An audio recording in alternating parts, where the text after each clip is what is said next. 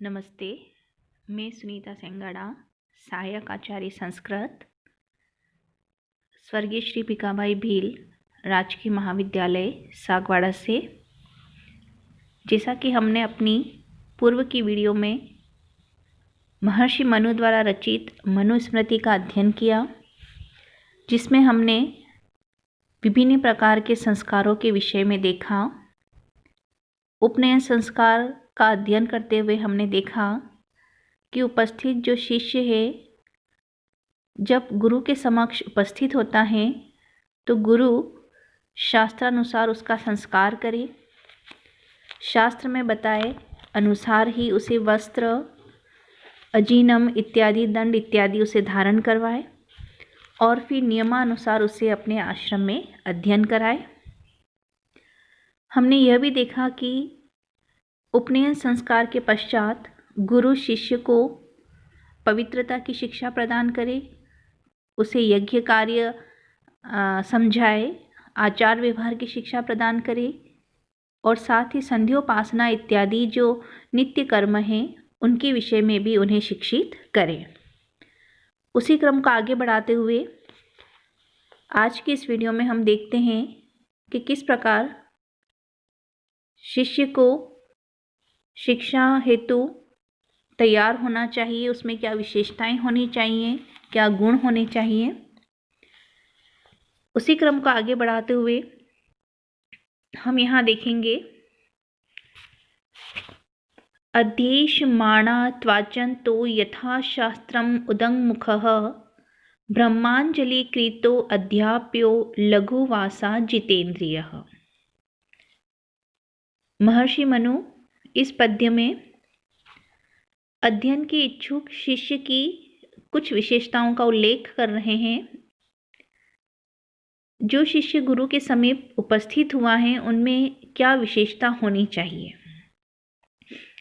अध्येष्यमाणः त्वाचान्तो यथा शास्त्रम उदङ्मुखः।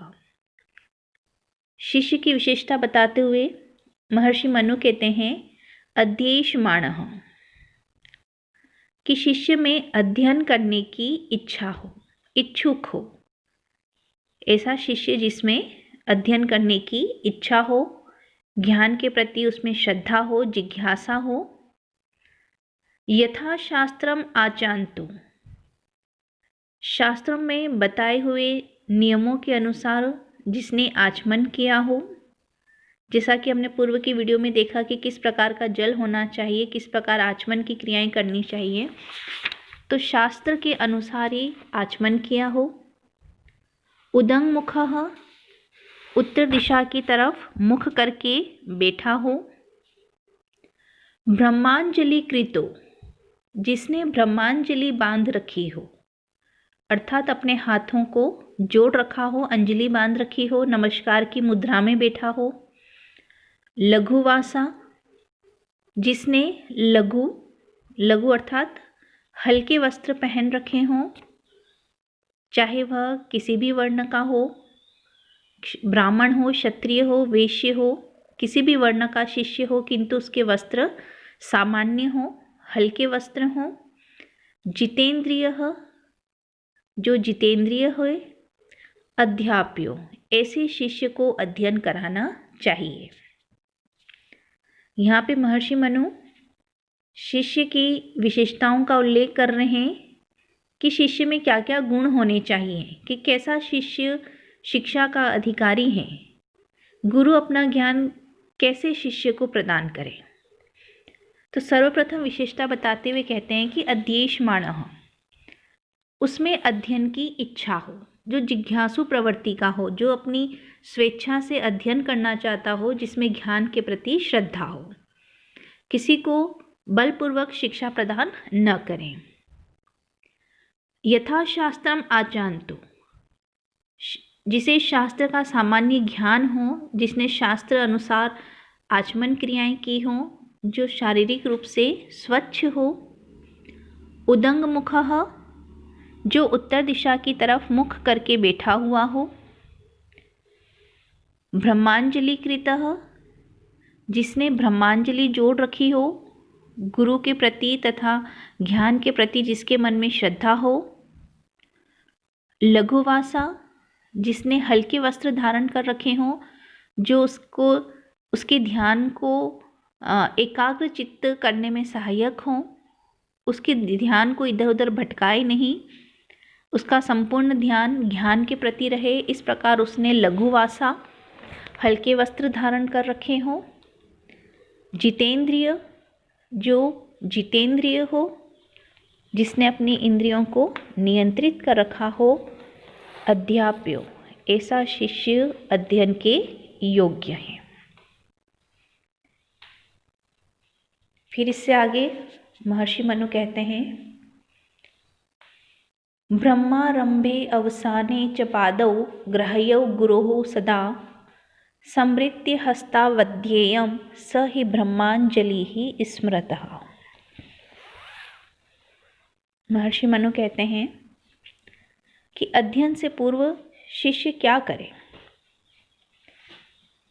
ब्रह्मारंभे अवसाने च, ब्रह्म अर्थात वेद अध्ययन के आरंभ में, अवसाने च और समाप्ति पर। जब भी गुरु अध्ययन करना प्रारंभ करे तथा समाप्ति करे, दोनों ही समय पर गुरोः पादौ सदा ग्राह्यो, गुरु के चरणों का सदैव स्पर्श करे, चरण स्पर्श करे। समृत्य हस्ता अवध्येयम स हि ब्रह्मांजलि स्मृतः, और साथ ही हाथों को समृत्य जोड़ करके अध्येयम अध्ययन करे, स ही ब्रह्मांजलि स्मृतः, इसे ही ब्रह्मांजलि कहा गया है।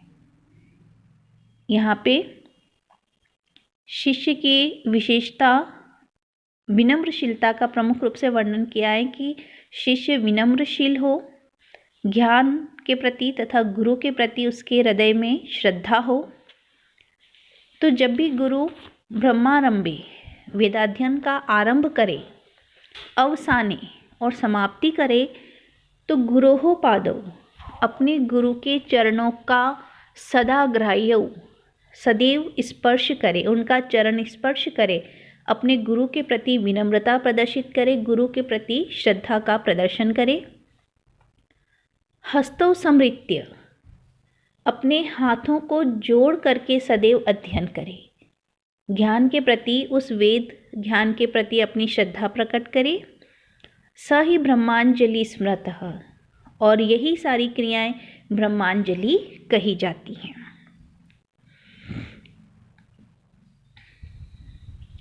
इससे आगे कहते हैं, व्यस्त्यस्त पाणिना कार्यम उपसंग्रहणम गुरोः सव्येन सव्य स्पृष्टव्यो दक्षिणेन च दक्षिणः, कि अब किस प्रकार से गुरु चरणों का स्पर्श करना चाहिए, उस बारे में यहाँ पे कहते हैं, व्यस्त्यस्त पाणिना कार्यम उपसंग्रहणम गुरोः, कि व्यस्तित पाणिना, अपने हाथों को परिवर्तित करके, गुरोः कार्यम उपसंग्रहणम, अपने गुरु के चरणों का स्पर्श करना चाहिए। महर्षि मनु यहाँ पे गुरु चरण स्पर्श की विधि का उल्लेख कर रहे हैं कि गुरु के चरणों का स्पर्श करते समय व्यस्तत पाणिना, अपने हाथों को परिवर्तित कर लेना चाहिए। किस प्रकार परिवर्तित करना चाहिए, इसकी व्याख्या कर रहे हैं। सव्येन सव्य स्पृष्टव्यो दक्षिणेन च दक्षिणः, सव्येन, अपने वाम हाथ से, अपने बाएं हाथ से, सव्य स्पृष्टव्यो, गुरु के बाएं चरण का स्पर्श करे। दक्षिणेन च, और दक्षिण दाहिने हाथ से, दक्षिणः स्पृष्टव्यो, गुरु के दाहिने पैर का स्पर्श करें। गुरु के समक्ष उपस्थित होकर के जब चरण स्पर्श किया जाए तो व्यस्तत पाणिना, अपने हाथों को परिवर्तित कर ले। अब परिवर्तित क्यों करना है, उसका यहाँ कारण बताया गया है कि सव्येन सव्य स्पृष्टव्यो, कि अपने वाम हाथ से, बाएं हाथ से गुरु के बाएं चरण का स्पर्श करें, दक्षिणेन च दक्षिणः, और दाहिने हाथ से दाहिने चरण का स्पर्श करें। यहाँ पे चरण स्पर्श की विधि का वर्णन किया है। फिर आगे कहते हैं, अधीशमाणं तु गुरु नित्य कालं तन्द्रितः, अधीश्व भो इति ब्रूयाद विराम अस्त्वति चारभेत। अब शिष्य के साथ साथ गुरु को भी निर्देशित किया जा रहा है कि किस प्रकार से वह शिष्य को अध्ययन कराए। कहते हैं, अधीशमाणं, जो भी शिष्य अध्ययन की इच्छा लेकर के उपस्थित हुआ है, तो गुरु नित्य कालम, प्रतिदिन सदैव, अतंद्रितः, बिना आलस के, बिना तंद्रा के अध्ययन करावे। अधीश्व भो इति ब्रूयात, अधीश्व भो, हे विद्यार्थियों अध्ययन करो, इति ब्रूयात, ऐसा प्रारंभ में कहे, विरामो अस्ति इति च आरभेत, और जब अध्ययन की समाप्ति हो तो विरामो अस्ति, कि आज का यहीं पर विराम है, इति च आरभेत, इस प्रकार से वह अध्ययन कराए। यहाँ शिष्य के लिए, गुरु के लिए कुछ सामान्य नियमों का उल्लेख किया गया है कि जब भी कोई शिष्य अधीशमाणं, जो अध्ययन की इच्छा रखता है, इच्छुक है, गुरु के समीप जब उपस्थित हुआ है, तो गुरु का ये कर्तव्य है कि अतंद्रितः, वह अध्ययन कराने में तंद्रा न करे, आलस न करे, नित्य कालम, और प्रतिदिन उसे अध्ययन कराए। अध्ययन प्रारंभ करने से पूर्व अधीश्व भो इति ब्रूयात, कि हे विद्यार्थियों अध्ययन करो, हे शिष्य अध्ययन करो, इति ब्रूयात, इस प्रकार से कहे, उन्हें आज्ञा प्रदान करे। और साथ ही इस प्रकार संबोधन करने से सभी विद्यार्थी एकाग्र चित्त हो जाएंगे। यहाँ ये भी इसका मंतव्य है कि इस प्रकार संबोधन से सभी शिष्य अध्ययन के प्रति एकाग्र चित्त हो जाएंगे। विरामो अस्ति इति च आरभेत, और जब अध्ययन की समाप्ति हो, प्रतिदिन के अध्ययन की समाप्ति पर विरामो अस्ति इति आरभेत, कि आज का अध्ययन यहीं पर विराम होता है, रुक जाता है, समाप्त होता है, इस प्रकार से वह उन्हें कहे और अध्ययन की समाप्ति करे।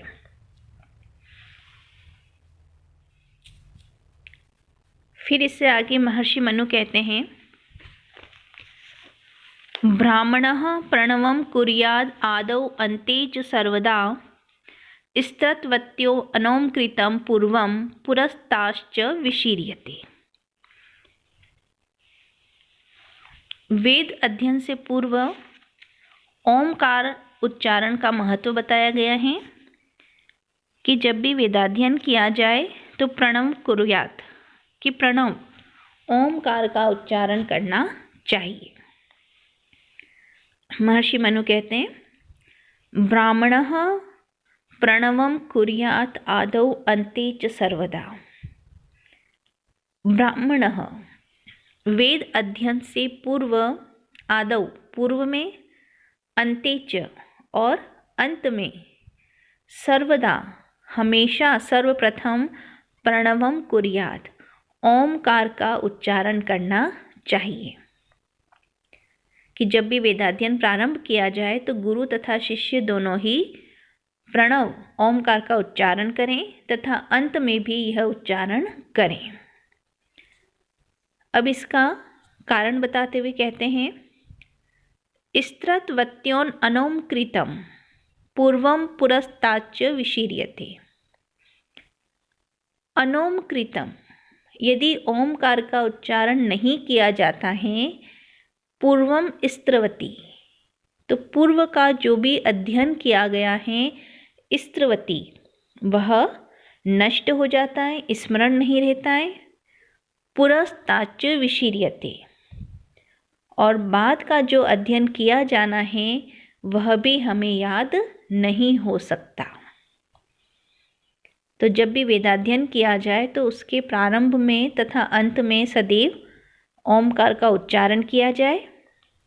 अनोमकृतम, यदि ओमकार का उच्चारण नहीं करते हैं तो जो भी पूर्व का अध्ययन है वह भी नष्ट हो जाता है, स्मरण नहीं रहता है। पुरस्ताश्च विशीर्यते, और जो बाद का जो अध्ययन है, जो हम अध्ययन करना चाह रहे हैं, वह भी हमें स्मरण नहीं रहता है, अर्थात हमारा ये जो वेदाध्ययन का कार्य है वह निष्फल हो जाता है। अतः प्रारंभ में और अंत में सदैव ओमकार का उच्चारण करना चाहिए। इस प्रकार आज की इस वीडियो में हमने शिष्य की विशेषताएं देखी। शिष्य की प्रमुख विशेषताएं हैं कि एक तो अध्येष्यमाणः, अध्ययन का इच्छुक हो, जितेंद्रिय हो, शास्त्र के अनुसार आचमन किया हो, ब्रह्मांजलि बांध के बैठा हो, तथा लघुवासा, उसने हल्के वस्त्र धारण किए हों। वेद अध्ययन से पूर्व तथा अंत में गुरु के चरणों का सदा स्पर्श करना चाहिए तथा ब्रह्मांजलि बांध कर रखनी चाहिए। ब्रह्मांजलि को स्पष्ट करते हुए कहते हैं कि गुरु के चरणों का जब स्पर्श किया जाए तो हाथों को परिवर्तित कर लिया जाए। बाएं हाथ से बाएं चरण का स्पर्श तथा दाहिने हाथ से दाहिने चरण का स्पर्श किया जाए। साथ ही गुरु के कर्तव्य बताते हुए कहते हैं कि अध्ययन के इच्छुक शिष्य को तंद्रा से रहित होकर के प्रतिदिन अध्ययन कराएं। अध्ययन से पूर्व उसे संबोधित करें और अध्ययन समाप्ति की उसे सूचना भी प्रदान करें।